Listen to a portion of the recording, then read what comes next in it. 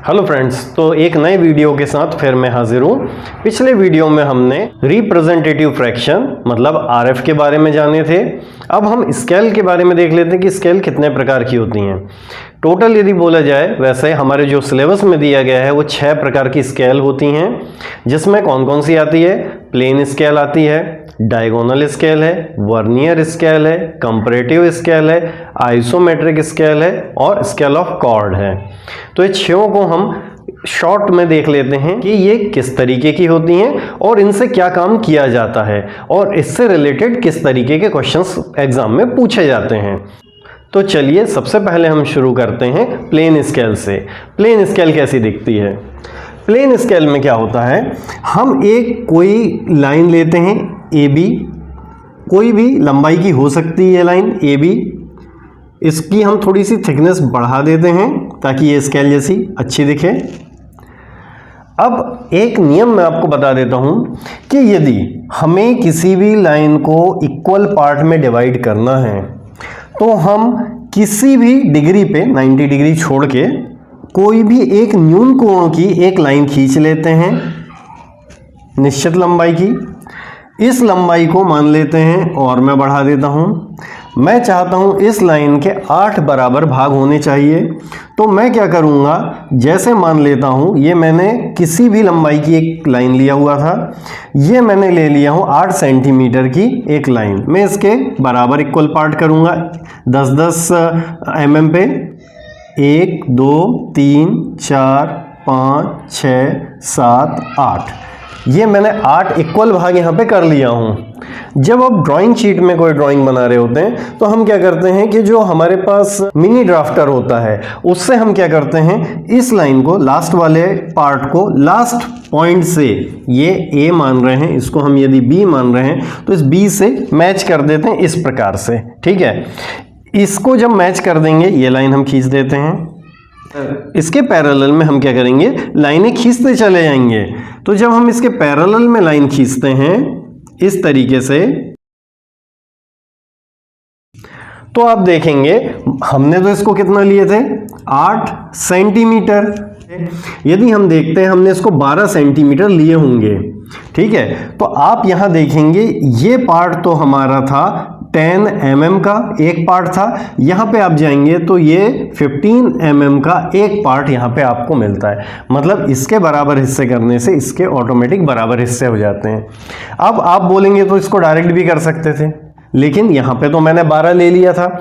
मान लेता हूं मैं 13.9 सेंटीमीटर की लाइन लिया होता तो इसके हर एक भाग की लंबाई आप कैसे डिसाइड कर पाते?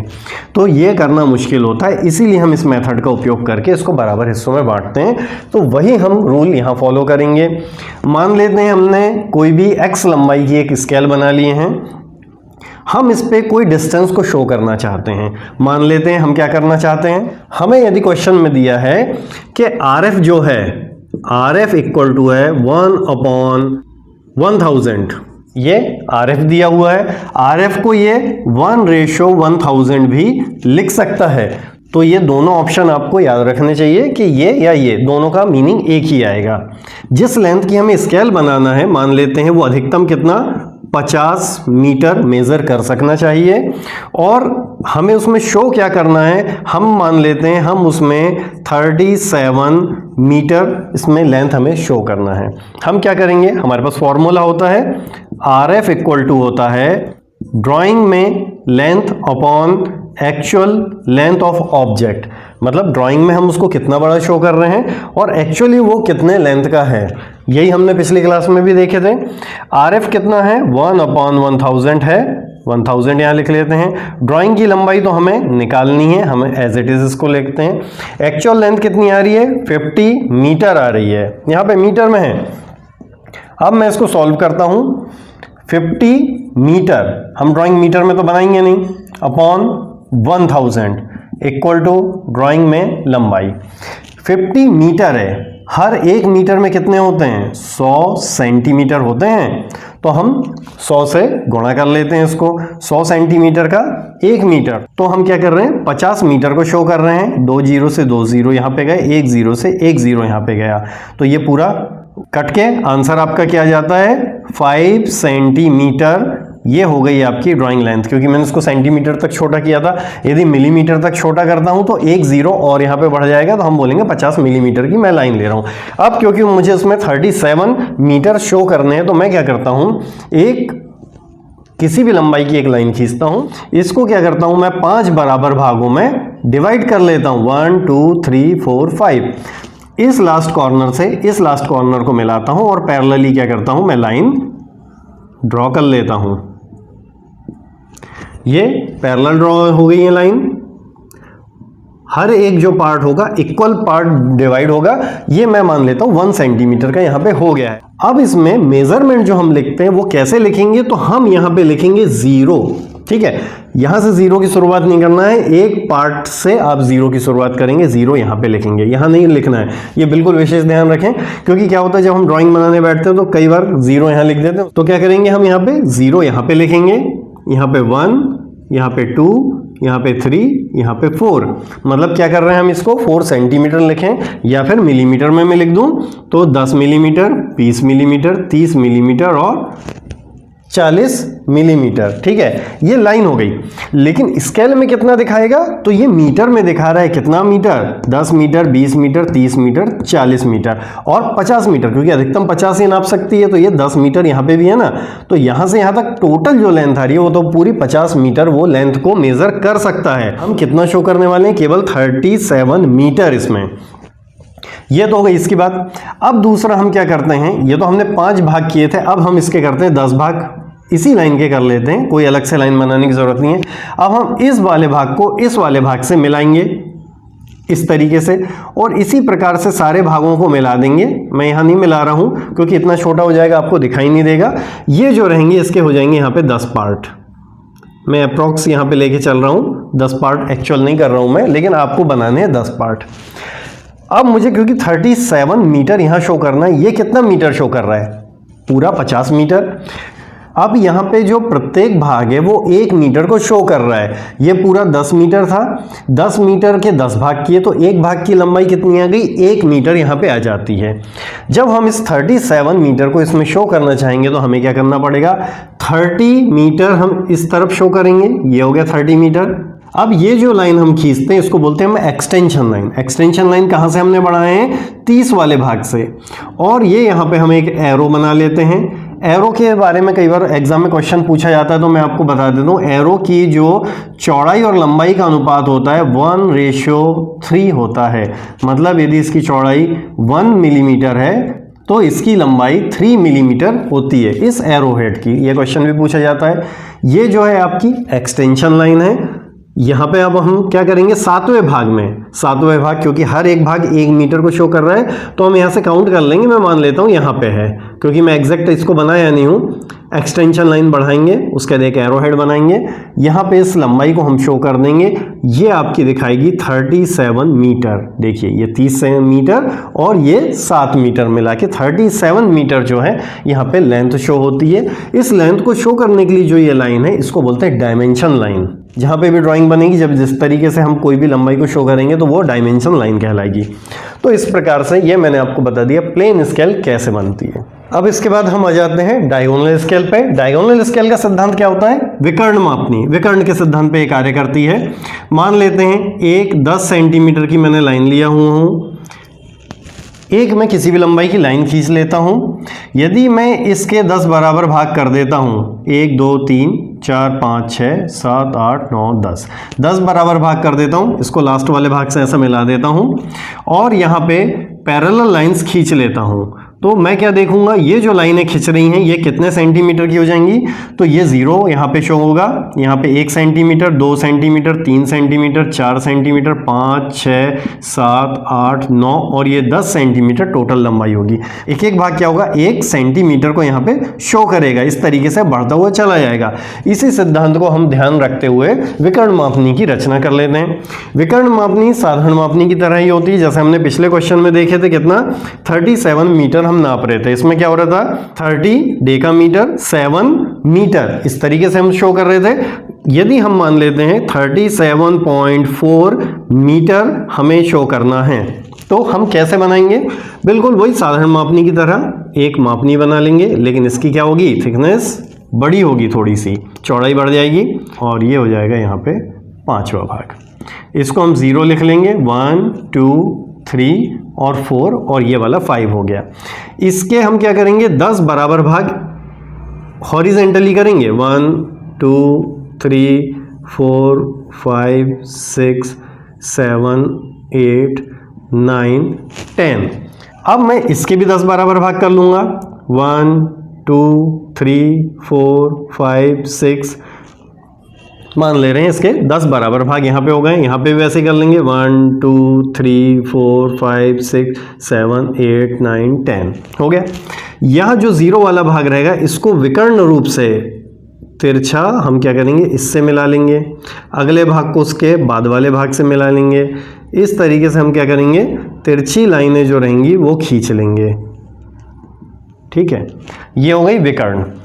ये वाला जो भाग है ये डेकामीटर में शो कर रहा है, 1 डेकामीटर 2 डेकामीटर 3 और 4 डेकामीटर, और ये कंप्लीट हो जाएगा 5 डेकामीटर की हमने एक स्केल बनाए हुए हैं। यहाँ का एक एक भाग क्या होगा, एक एक मीटर को शो कर रहा है, और ये वाले जो भाग हैं ये डेसीमीटर को शो कर रहे हैं, 1 decimetre 2 deci 3 deci 4 deci 5 6 7 8 9 10 decimetre का 1 मीटर हो गया। तो ये 1 मीटर तक लंबाई यहाँ पे बढ़ गई। अब मुझे 37.4 मीटर यहाँ पे स्केल में शो करना है, तो यहाँ मैं क्या करूँगा, एक एक्सटेंशन लाइन यहाँ से बना लूँगा। यहाँ पे क्या हो जाएगा, ये 1 2 3 4 ऐसा करते करते मैंने मान लेता हूँ ये 7 मीटर हो गए। 7 मीटर के बाद ये क्या होगा, डेसीमीटर में 7 के बाद 7.1 2 3 4, ये 4 तक मुझे ले जाना था। मैं यहाँ से क्या करता हूँ, वर्टिकली एक एक्सटेंशन लाइन यहाँ बना देता हूँ, और जब मैं इस लंबाई को यहाँ पे शो करूँगा तो ये कितनी हो जाएगी, 37.4 मीटर। मतलब ये कितने यूनिट तक नाप पा रहा है, ये नाप पा रहा है 3 यूनिट तक। तो जो डायगोनल स्केल होगी वो 3 यूनिट तक नाप सकती है, जबकि साधारण मापनी जो थी वो क्या कर रही थी, 2 यूनिट तक नाप सक रही थी। तो ये हमारा हो गया विकर्ण मापनी का सिद्धांत डायगोनल स्केल का। अब इसके बाद आ जाएगा वर्नियर स्केल। वर्नियर स्केल को कैसे बनाएंगे, वर्नियर स्केल क्या होता है, वर्नियर के सिद्धांत पे कार्य करती है। अब वर्नियर का सिद्धांत कैसे काम करता है वो हम देख लेते हैं। वर्नियर स्केल के लिए हम कोई भी एक स्केल बना लेते हैं। इस स्केल के हम क्या करेंगे, 10 बराबर भाग कर लेंगे। यहां 10 मैंने बराबर भाग इसके कर लिया। मान लेता हूं ये मैंने 10 सेंटीमीटर की लाइन खींचा था, तो हम क्या करेंगे, एक और सेंटीमीटर की लाइन, मतलब इसका एक भाग, ठीक है, इस तरीके से हम बढ़ा देंगे, ये बढ़ गई। अब इसके भी हम क्या करेंगे, 10 बराबर भाग करेंगे। 10 बराबर भाग करने से क्या होगा, प्रत्येक भाग क्या हो रहा था, 10 मिलीमीटर, मतलब 1 सेंटीमीटर को शो कर रहा था। जब हम इसके 10 बराबर भाग करेंगे तो ये कितना मिलीमीटर शो करेंगे, ये करेंगे 11 मिलीमीटर। मतलब यहाँ पे 11 22 33 44 55 66 77 88 99 और पूरा 100 मतलब क्या हो गया, ये हो गई आपकी 11 सेंटीमीटर की स्केल। और ये शो करेगी 1.1 2.2 3.3 ऐसा 9.9 और 10.9 मतलब 11 सेंटीमीटर। इस प्रकार से ये बन जाती है। ये भी स्केल क्या होगी, 3 यूनिट तक नाप सकती है। अब मैं मान लेता हूँ इसी को मैं आगे की ओर बढ़ा देता हूँ, इस प्रकार से बढ़ गई है। मैं मान लेता हूँ इसको मैंने 2 मीटर की स्केल बनाया हूँ। अब मैं मान लेता हूँ इस स्केल में मैं क्या करना चाहता हूँ, 1.38 मीटर को शो करना चाहता हूँ। तो इसके लिए हम क्या करेंगे, किस तरीके से कैलकुलेशन करेंगे, तो क्योंकि ये जो वर्नियर स्केल होती है इसमें 0.8 आ रहा है यहाँ पे, तो ये हम क्या करेंगे 0.88, ये मीटर को ये शो कर सकता है। अब हम जब इसको इसमें से माइनस करेंगे, कितना 1.38 में से यदि हम 88 को माइनस करेंगे तो 0 हो जाएगा, 13 में से 8 गया 5, तो ये कितना कैलकुलेशन आ गया 0.5। मतलब इन दोनों को जब हम प्लस करते हैं तो कितना आ जाता है 8 और 5 13 की 3 1, मतलब ये पूरी लंबाई नाप सकती है। तो यहाँ पे घटाने के बाद कितना आ गया है 0.5 आ गया है, तो हम क्या करते हैं इसके 10 बराबर भाग कर लेते हैं। 1 2 3 4 5 6 7 8 9 10 हो गया। 10 बराबर भाग के बाद हर एक भाग क्या होगा 0.1 2 3 4 5, मतलब ये 5वां भाग आ गया, तो यहाँ से मैं एक एक्सटेंशन लाइन ले लेता हूँ। 8वां भाग 0.88 था, तो ये क्या था 1.1 2.2, इस तरीके से यहाँ पे क्या आ रहा था, ये 8.8 वाला भाग आ रहा था, तो यहाँ से मैंने एक्सटेंशन लाइन बढ़ा दिया। ये जो लंबाई होगी ये टोटल कितनी हो जाएगी, ये हो जाएगी 1.38 मीटर। कैसे हो गई, तो ये हो गया आपका 0.5 मीटर और ये हो गया 0.88 मीटर, दोनों को ऐड करेंगे 1.38 मीटर की ये लाइन हम यहाँ पे शो कर सकते हैं। इस प्रकार से विकर्णमापनी में और क्वेश्चन देख लेते हैं। मान लेता हूं इसमें मैं 0.57 मीटर को शो करना चाहता हूं, तो यहां पे थोड़ा कैलकुलेशन क्या बदल जाएगा, 0.77 ले लेंगे क्योंकि लास्ट डिजिट जो है 7 है। फिर हम क्या करेंगे, इसमें से 0.57 को माइनस कर देंगे तो कितना आ जाता है 0.2 आ जाएगा यहाँ पे।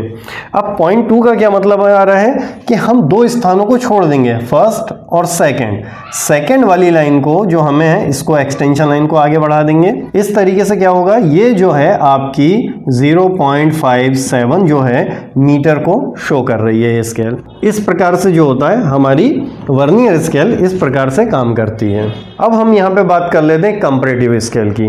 कंपैरेटिव नाम से ही स्पष्ट है, कंपैरेटिव है, कंपेयर करने का काम करती है। मान लेते हैं मैं कोई दूरी को किलोमीटर में लिखता हूँ और माइल में लिखता हूँ, तो क्या होगा, किलोमीटर और माइल में क्या डिफरेंस आता है, माइल जो होता है 1.608 किलोमीटर का होता है और माइल को हम क्या लिखते हैं, किलोमीटर को यदि माइल में बदलते हैं 0.622 होता है। तो यहाँ पे जब हम यहाँ देखेंगे दोनों को कंपेयर करेंगे तो कोई डिस्टेंस यदि हम माइल में ले रहे हैं तो किलोमीटर में कितनी आएगी हम उसको मेज़र करेंगे, या किलोमीटर में लिखे हैं तो माइल में कितनी आएगी इसको मेज़र करेंगे। तो इसके लिए हम क्या करते हैं, दो स्केलें बना लेते हैं, दोनों को ज्वाइन करके बनाएंगे, एक जीरो वाला पैमाना हो जाएगा। उसके बाद हम एक तरफ किलोमीटर को मेंशन कर देते हैं, एक तरफ हम माइल को मेंशन कर देते हैं और इसके जो भी सब डिविजन्स होते हैं हम इनको सब डिविजन्स को यहाँ पे बढ़ा लेते हैं। यदि कोई भी डिस्टेंस यहाँ पे क्या है 1 माइल को शो कर रहा है तो किलोमीटर में ऑटोमेटिक क्या हो जाएगा 1.6 जो रहेगा किलोमीटर, यहाँ पे आपको डिस्टेंस दिखाई देगा।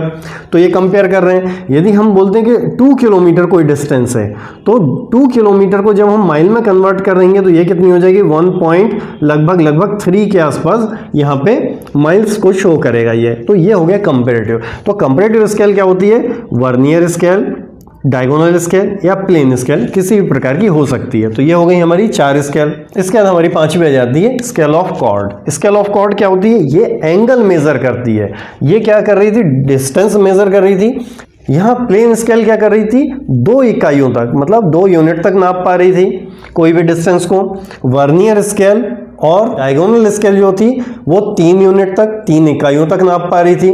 कंपैरेटिव स्केल 2 या 3 दोनों प्रकार की हो सकती हैं क्योंकि वो प्लेन स्केल या डायगोनल स्केल या वर्नियर स्केल तीनों प्रकार से बनाई जा सकती हैं, इसीलिए कंपैरेटिव स्केल दोनों प्रकार से नाप सकती है। अब आ जाती है कॉर्ड स्केल। तो कॉर्ड स्केल जो होती है वो एंगल मेजर करने के काम आती है। उसको कैसे बनाते हैं, बहुत साधारण है, वो मैं आपको बता देता हूँ। कॉर्ड स्केल के लिए हम मान लेते हैं कोई भी एक लंबाई हम यहाँ पे ले लेते हैं, x लंबाई की एक लाइन ले लेते हैं।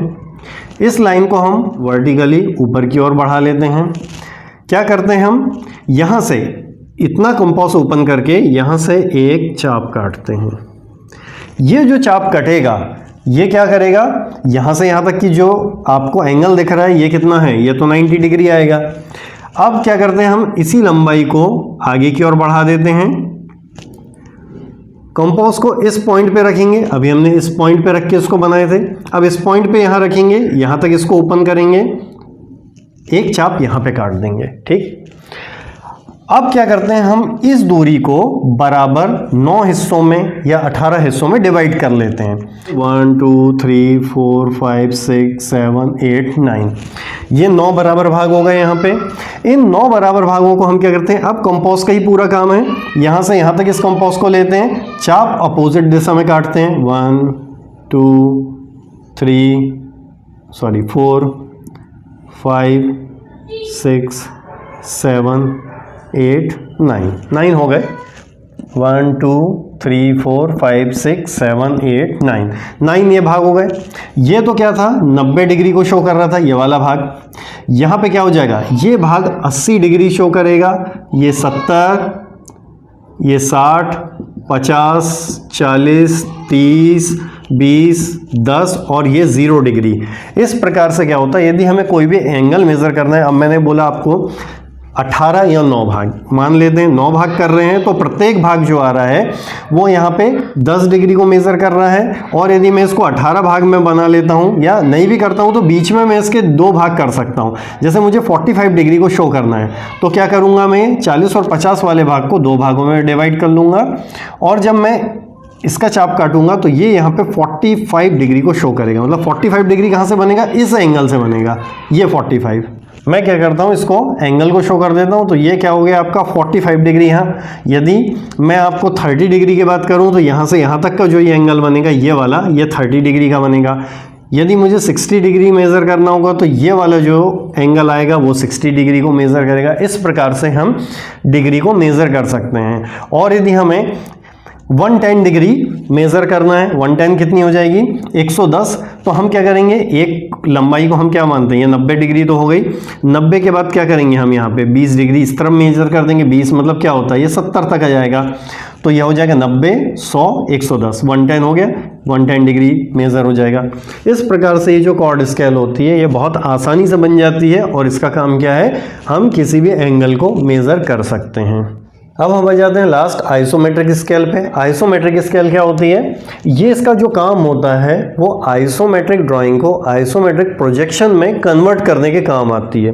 अब आइसोमेट्रिक ड्राइंग आइसोमेट्रिक प्रोजेक्शन क्या होता है, मान लेता हूँ मैंने एक बॉक्स बनाया, इस बॉक्स की ये जो लंबाई है ये 8 सेंटीमीटर है, ये लंबाई 9 सेंटीमीटर है, ये लंबाई 12 सेंटीमीटर है। इस प्रकार से यदि मैंने एक बॉक्स बनाया तो हम क्या करेंगे इन लंबाइयों को, क्योंकि हम जब हम आइसोमेट्रिक ड्राइंग बनाते हैं तो ये आइसोमेट्रिक ड्राइंग कैसी होती है, एक हम हॉरिजॉन्टल लाइन लेते हैं उससे 30 डिग्री इस तरफ 30 डिग्री इस तरफ 2 एंगल बनाते हैं और इन दोनों एंगलों के बीच में ही ये ड्राइंग बनती हैं। ठीक है, तो हर एक ड्राइंग का जो एंगल आता है वो कितना आता है 120 का आता है। ये 30 यहाँ से घटा देंगे तो ये 120, 120, 120, तो यहाँ पे क्या हो जाता है 120, 120, 120 के तीनों एंगल बनते हैं। ये आइसोमेट्रिक ड्राइंग में आता है। मतलब ये एंगल जो होगा 120 का होगा, ये एंगल भी जो होगा वो 120 का होगा, ये भी जो होगा ये 120 का होगा। मतलब तीनों एंगल 120 के यहाँ पे बनते हैं। अब ये हो गई आइसोमेट्रिक ड्राइंग। इसको आइसोमेट्रिक प्रोजेक्शन में मुझे कन्वर्ट करना है तो क्या करना पड़ेगा, मुझे एक स्केल बनाना पड़ेगा। कौन सी, आइसोमेट्रिक स्केल। इसके लिए मैं एक हॉरिजॉन्टल लाइन खींच लेता हूँ, एक 45 डिग्री की लाइन खींचता हूँ और एक 30 डिग्री की लाइन खींचता हूँ। ये हो जाएगी आपकी 40 डिग्री की लाइन, ये हो जाएगी आपकी 30 डिग्री वाली लाइन। मान लेता हूँ मैंने एक लंबाई लिया हूँ, कितनी 10 सेंटीमीटर की। ये 10 सेंटीमीटर हो गई, 1 2 3 4 5 6 7 8 9 10, 10 सेंटीमीटर की हो गई ये लाइन। अब इसको जब हम आइसोमेट्रिक लाइन में कन्वर्ट करना चाहते हैं तो हम क्या करेंगे, यहाँ से लाइनें नीचे की तरफ वर्टिकली बना लेंगे। इस तरीके से ये वर्टिकली हम लाइन बनाते हैं। तो ये लंबाई तो 10 सेंटीमीटर की थी, लेकिन ये लंबाई जो रहेगी वो 10 सेंटीमीटर से कम की बनेगी और यही जो लंबाई होती है आइसोमेट्रिक लेंथ कहलाती है। यदि मैं इस आइसोमेट्रिक ड्राइंग को आइसोमेट्रिक प्रोजेक्शन में कन्वर्ट करता हूं तो ये तो इसकी जो हम लंबाई लेते हैं वो ट्रू लेंथ लेते हैं। मतलब 8 सेंटीमीटर ले रहा था, 9 सेंटीमीटर ले रहा था, 12 सेंटीमीटर ले रहा था। यहाँ पे मैंने स्केल क्योंकि 10 सेंटीमीटर की बना लिया हूँ तो ये इसको मैं क्या करता हूँ, इसको मैं 8 ले लेता हूँ, इस लंबाई को मैं ले लेता हूँ मान लेते हैं 6, इसको मैं ले लेता हूँ 5। ये इतने सेंटीमीटर का एक बॉक्स बना हुआ था, ये इसकी ट्रू लेंथ कहलाती है। मतलब हम जब आइसोमेट्रिक ड्राइंग बनाएंगे तो 5 सेंटीमीटर की ही लाइन बनाएंगे, ये 6 सेंटीमीटर की बनाएंगे, ये 8 सेंटीमीटर की ही लाइन बनाएंगे। इसको हम छोटा नहीं बनाते। लेकिन जब हम इसको आइसोमेट्रिक प्रोजेक्शन बनाएंगे कि एक्चुअल कैसी दिखाई देगी तो क्या होता है, हम इसको 5 को क्या करेंगे, यहाँ से मेज़र करेंगे। कैसा, 1 2 3 4 5 6 7 8 9 और ये 10, तो ये 5। ये लंबाई जो 30 डिग्री वाली हमारी लाइन थी, इस लंबाई को हम मेज़र करेंगे यहाँ पे, उस लंबाई की एक लाइन यहाँ पे हम ड्रॉ कर लेंगे। आइसोमेट्रिक प्रोजेक्शन हमेशा आइसोमेट्रिक ड्राइंग से छोटा होगा। आइसोमेट्रिक स्केल जो होती है वो एक्चुअल स्केल या ट्रू लेंथ की 82% होती है। एग्जैक्ट 82 नहीं होती है, वो होती है 81.6%। ठीक है, लेकिन हम इसको राउंड अप में 82% बोल सकते हैं। लेकिन यदि आपके पास ऑप्शन 81.6 लिखा है तो वो एग्जैक्ट सही होगा। ठीक, अब यहाँ पे 6 ले रहे हैं तो 6वें भाग तक ये लंबाई ले लेंगे, हम यहाँ पे इसको बना लेंगे। 8 ले रहे हैं, 8 तक ये वाली लंबाई ले लेंगे, यहाँ पे बना लेंगे। ये आपको हो सकता है कि थोड़ा बड़ा दिख सकता है ड्राइंग, लेकिन एक्चुअल क्या होगा, ये इस ड्राइंग की 82% ही होगी। मतलब यदि ये लंबाई 10 सेंटीमीटर थी तो ये 8.2 सेंटीमीटर ही होगी। ये होती है हमारी आइसोमेट्रिक स्केल। इस प्रकार से हम क्या करते हैं, आइसोमेट्रिक ड्राइंग को आइसोमेट्रिक प्रोजेक्शन में कन्वर्ट कर सकते हैं। तो आज के वीडियो में हमने पूरी जो 6 स्केल एग्जाम में पूछी जाती हैं उसके बारे में हमने पढ़ लिए हैं। इससे रिलेटेड जो भी क्वेश्चंस पूछे जाते हैं तो आप उसके लिए जो भारत स्किल पोर्टल है, निमी की जो साइट है, उनमें जो क्वेश्चन बैंक वगैरह दिए गए हैं उनमें किस तरीके से और क्वेश्चंस निकल के आते हैं तो वो भी आप उसमें तैयारी कर सकते हैं। ये तो मैंने इन सारी स्केल्स के बारे में आपको डिटेल जानकारी दे दिया। इससे रिलेटेड जो भी क्वेश्चंस आएंगे, आपको मैथमेटिक कैलकुलेशंस मैंने आप बताई दिया हूँ, उसकी थोड़ी आपको प्रैक्टिस करना पड़ेगा। उस प्रैक्टिस करने के बाद आप अच्छे तरीके से उन क्वेश्चंस को सॉल्व कर पाएंगे। तो चलिए आज की वीडियो में इतना ही, अगले वीडियो के साथ हम जल्दी मिलेंगे।